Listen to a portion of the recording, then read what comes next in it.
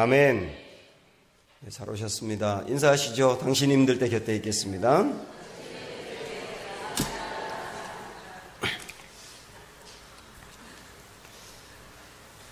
네, 어제부터 직장에 출근하시는 분을 위해서 간단히 음식을 준비했는데 3층에 올라가는 시간도 없나 봐요.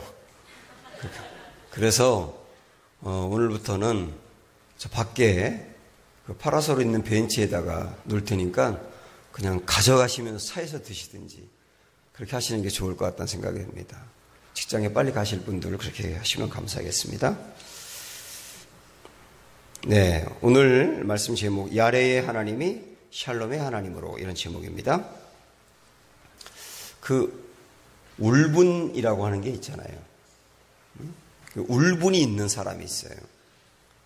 그러니까 어떤 일을 보면서 야, 이건 진짜 아니지 않은가 라고 생각하면서 분노가 일어나는 겁니다. 일종의 의분이라고 볼 수도 있겠죠. 어떤 사람은 정치가 잘못되었을 때 이건 아니지 않느냐 그러면서 막 분노합니다. 또 어떤 소외된 사람이 더 어려움을 당하는 세상을 바라보면 또 울분을 갖기도 하고요. 그리고 교회 안에서도 잘못된 모습으로 나아갈 때 이거는 교회 모습이 아니지 않는가, 이렇게 하면 안 되지 않는가라고 울분을 갖는 사람도 있단 말입니다. 저는 이 울분이 좋은 것이라고 생각을 합니다. 왜냐하면 울분이 있기 때문에 변화가 일어날 수 있고요.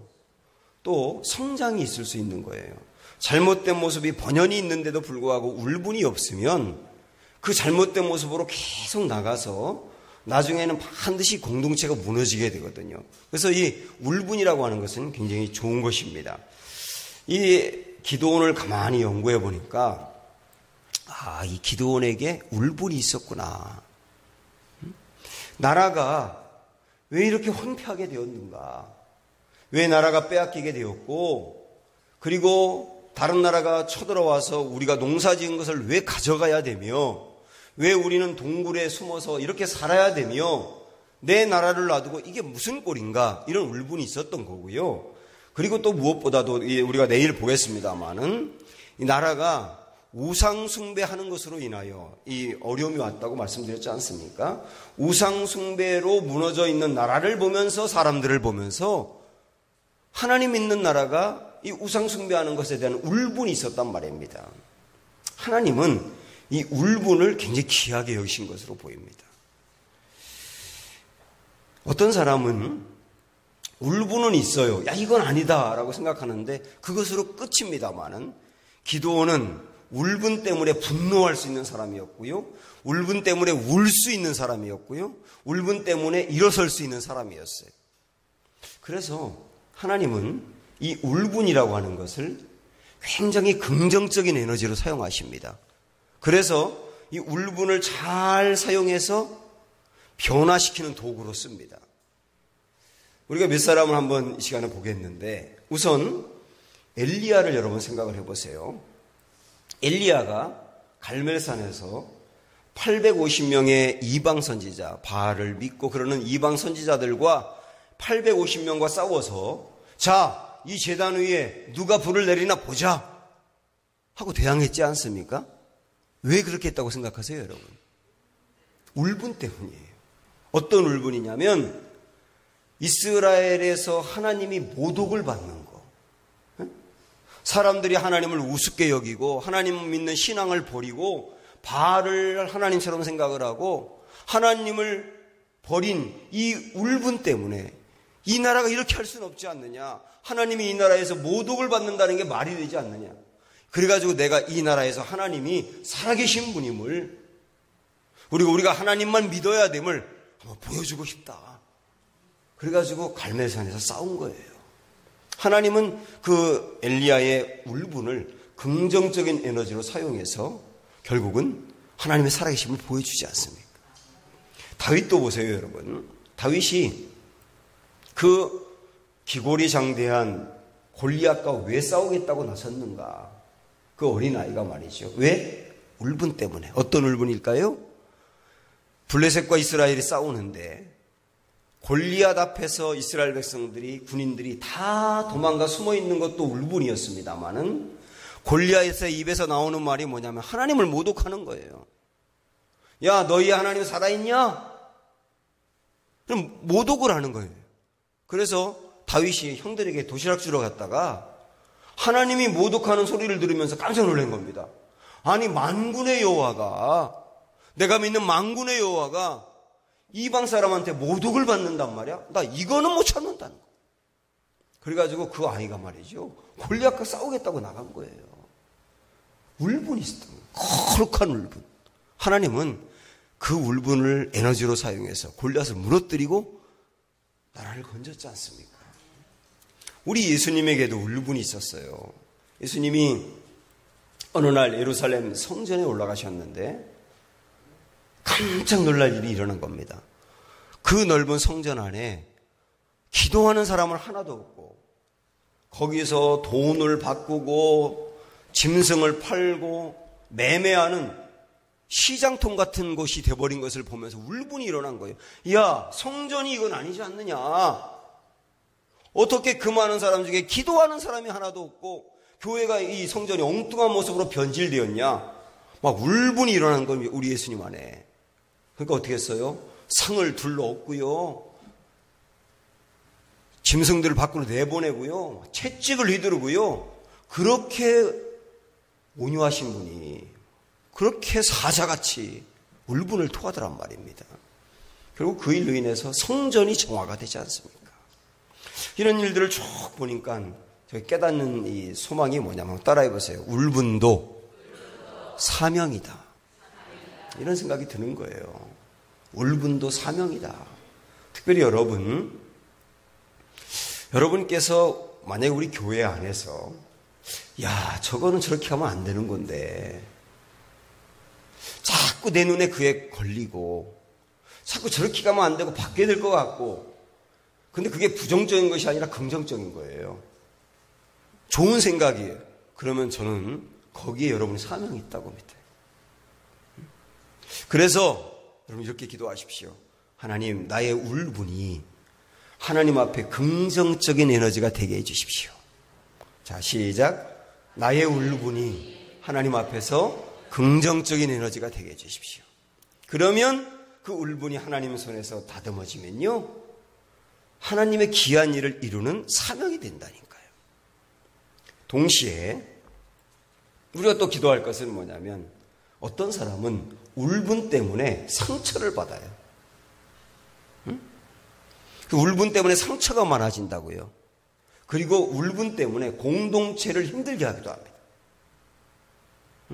교회에서도 어떤 교회들을 보면 울분이 많은 사람이 있지 않습니까? 교회의 어떤 모습이나 이런 거에 대해서 그 울분이 막 표출되면 교회를 깬다니까요. 이렇게 가지 않고 변화시키는 좋은 에너지로 가도록 기도하셔야 됩니다.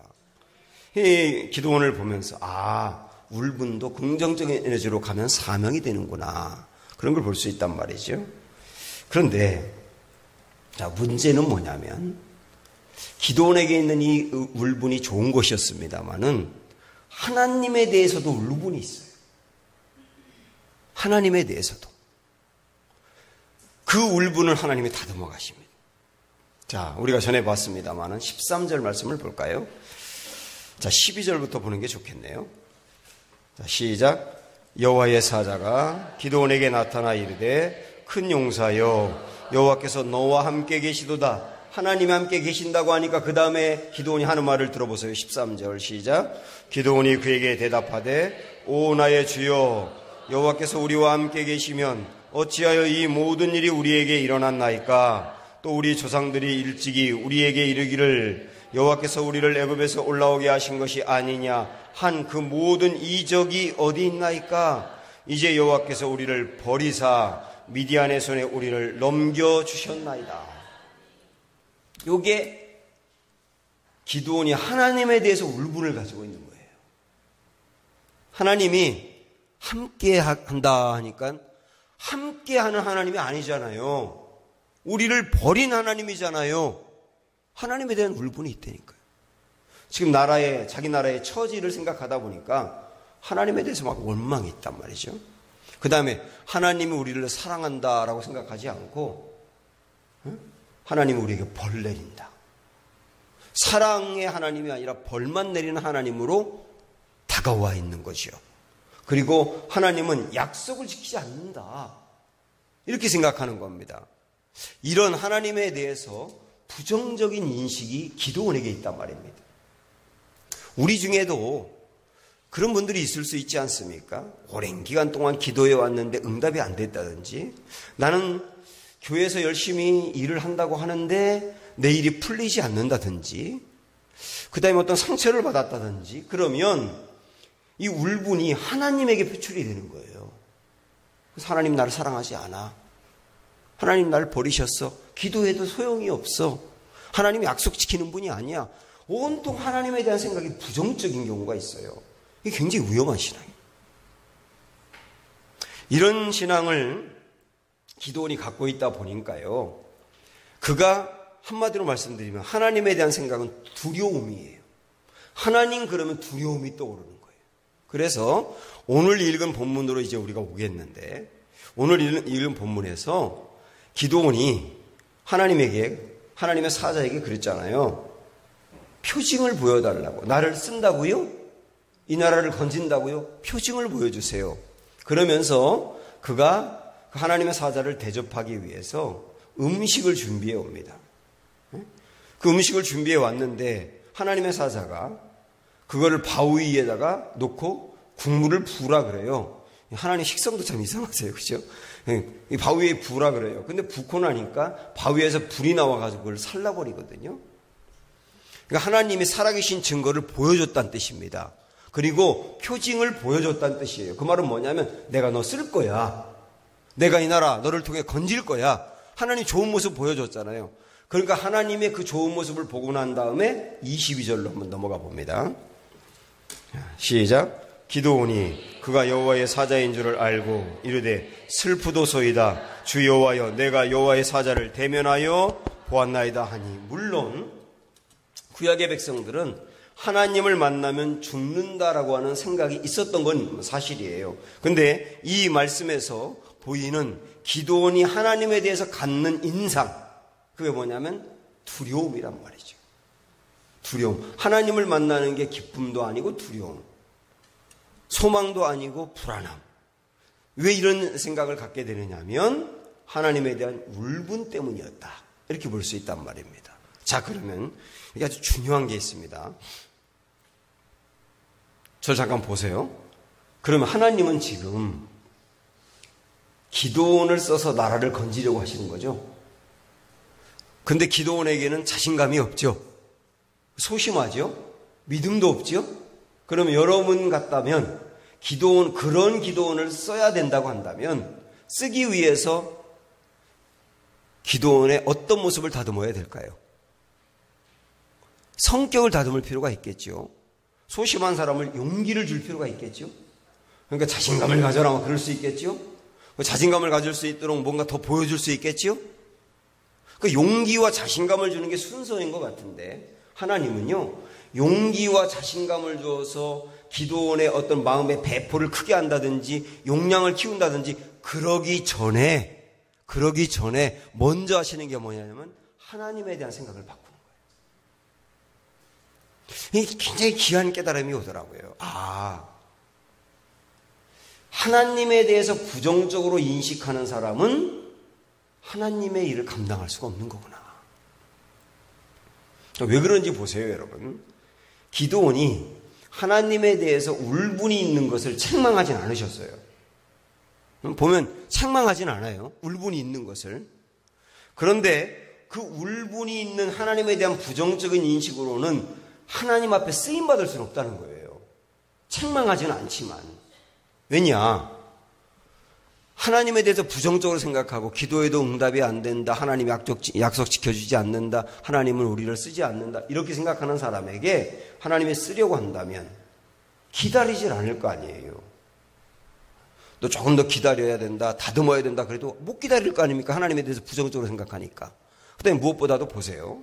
나중에 기도원이 10만 명이 넘는 미디안 군인과 싸우기 위해서 몇 명을 데리고 갑니까? 네? 몇 명을? 300명을. 300명을 데리고 가는데 만약에 기드온이 하나님에 대해서 부정적으로 생각한다면 300명 데리고 나가서 싸우라 그럴 때 가겠냐고요. 믿음으로 도전을 못하지 않습니까? 하나님을 긍정적으로 믿지 못하면. 그래서 결정적으로 그래서 쓰임받지 못하는 겁니다. 그래서 하나님은 책망하진 않지만 이 모습으로 쓰임받을 수는 없다. 그래서 하나님에 대한 생각을 바꿔놓으시는 거예요. 어떻게 바꿔놓느냐? 자, 23절 보시죠. 시작. 여호와께서 그에게 이르시되 너는 안심하라 두려워하지 말라 죽지 아니하리라 하십니다. 지금 이 기드온이 두려워했다고 했는데 누구에 대해서 두려워한 겁니까? 미디안에 대해서? 아니요. 누구에 대해서? 하나님에 대해서. 기본적으로 이 기드온은 하나님에 대한 생각이 두려움이었어요. 이 두려움을 히브리어로 뭐라고 말하냐면 야레라고 말합니다. 오늘 이 제목을 이렇게 한번 붙여봤는데 야레, 하나님을 생각할 때 야레의 하나님. 이 생각을 갖고 있는 기드온에게 기드온아, 또 하나님에 대해서 잘못 생각하고 있다. 하나님은 야레의 하나님이 아니야. 어떤 하나님이라고요? 평강의 하나님이라고요. 샬롬의 하나님이라고. 그래서 여기 안심하라 그랬지 않습니까? 23절에 안심하라. 그 말은 다르게 말하면 평안해라. 하나님에 대해서 두려워하지 말고 평안해라. 물론 하나님에 대해서 기본적으로 두려워하는 건 필요하죠. 하나님을 경외해야 되고 존중해야 되니까요. 그러나 여기서 말하는 거는 경외하고 존중의 개념이 아니라 그냥 하나님 무서운 거예요. 가까이 가기 싫은 거예요. 부정적인 인식 때문에. 그 하나님에 대한 생각을 깨라. 하나님은 어떤 분이냐? 사랑이 많은 분이야. 하나님 어떤 분이냐? 우리와 교제하는 분이야. 하나님 어떤 분이야? 좋은 거 주시는 분이야. 하나님 어떤 분이야? 도와주시는 분이야. 하나님에 대한 생각을 바꿔. 그런 의미로 뭐라고 말씀하냐면 안심하라. 그렇게 말씀한 거예요. 근데 기드온이 이 하나님의 말씀을 들은 다음에 하나님은 야레의 하나님이 아니구나. 하나님 평강 주신 하나님이구나 하고 깨닫고 하나님에 대한 생각이 딱 바뀝니다. 그게 24절이에요. 자, 보세요. 시작. 기드온이 여호와를 위하여 거기서 제단을 쌓았고 그것을 뭐라 그랬어요? 여호와 샬롬이라 하였더라. 이렇게 나오죠? 그곳을 여호와 샬롬이라 했다는 것은 하나님이 샬롬의 하나님이구나. 샬롬이 뭐예요? 평안이잖아요. 평화 주시는 분이고 마음의 평강 주시는 분. 근데 이 여호와 샬롬이라고 하는 것은 단지 마음의 평화만을 말하는 것이 아니고 굉장히 많은 것을 말하는 겁니다. 아까 말씀드린 대로 사랑 주시는 분, 좋은 것 주시는 분, 도와주시는 분, 교제하시는 분, 버리지 않으시는 분, 약속 지키시는 분. 이런 하나님으로 인식했다는 게 여호와 샬롬이라고 하는 뜻입니다. 사랑하는 여러분, 그동안에 혹시나 여러분이 어떤 이유들로 인해서 하나님에 대해서 부정적으로 인식을 하고 하나님 그러면 가까이 가기가 어려운 야레의 하나님으로 보였었다고 한다면 오늘 이 새벽 시간에 하나님에 대한 생각이 바뀌는 귀한 역사가 있기를 축원합니다. 어떻게 해요? 샬롬의 하나님. 샬롬의 하나님. 하나님 그런 분이세요. 예수님이 이 땅에 오신 여러 가지 이유가 있는데 그 이유 중에 하나는 뭐냐면 하나님에 대한 생각을 바꾸게 해주기 위해서예요. 그래서 우리 예수님이 보인 모습 자체가 하나님의 모습이거든요. 봐라, 하나님 어떤 분이냐? 병을 고쳐주시는 분이다. 하나님 어떤 분이냐? 우리와 함께하는 분이다. 하나님 어떤 분이냐? 고난 가운데 건져내시는 분이다. 하나님 어떤 분이냐? 우리를 떠나지 않는 분이다. 온통 하나님에 대한 생각을 긍정적으로 바꿔줬어요. 그러면서 나를 본 자는 하나님을 보았다. 그렇지 않습니까? 마지막으로 나를 구원해내기 위해서 십자가에서 못 박힐 정도로 사랑하시는 분. 이게 하나님의 사랑의 정점 아니었습니까? 그래서 온통 사람들의 생각이 야레 하나님에서 샬롬의 하나님으로 바뀌는 이걸 보여주기 위해서 예수님이 오셨던 거거든요. 특별히 하나님의 일을 감당해야 될 사람들, 하나님 앞에 쓰임받고 사사가 될 사람들에게 정말 필요한 게 뭐냐면 하나님을 사랑의 하나님으로 인식하는 거예요. 그래서 하나님과 사랑의 교제를 나누는 거예요. 그래서 부활하신 예수님이 베드로를 만났을 때 베드로에게 내 양을 먹이라, 내 양을 치라. 그건 뭐였어요? 우리 주님의 일을 감당해라. 우리 예수님이 하던 일을 이제 내가 해라. 사명을 주는 거잖아요. 사명을 주기 위해서 예수님이 베드로에게 오셨는데 사명을 주기 전에 먼저 확인한 게 뭡니까? 내가 나를 사랑하느냐. 사랑을 확인하지 않습니까? 너 나 사랑하는 거 맞아? 나 야레의 하나님을 보는 거 아니야? 샬롬의 하나님을 보고 있어? 묻지 않습니까? 그때 베드로가 사랑합니다라고 3번을 말했을 때 내 양을 먹여, 내 양을 쳐. 이건 굉장히 중요한 의미가 있어요. 하나님의 일을 감당할 사람은 하나님과의 친밀함, 하나님을 사랑의 하나님으로, 야레의 하나님이 아니라 평강의 하나님으로 볼 수 있어야 한다는 거. 오늘 이런 시각의 변화가 우리 안에 있기를 원하고 찬양하고 기도하는 중에 정말 하나님이 여러분 안에 평강의 하나님으로 다가오는 은혜가 있기를 주님의 이름으로 축원합니다. 함께 찬양합니다. 모든 지각에 뛰어나신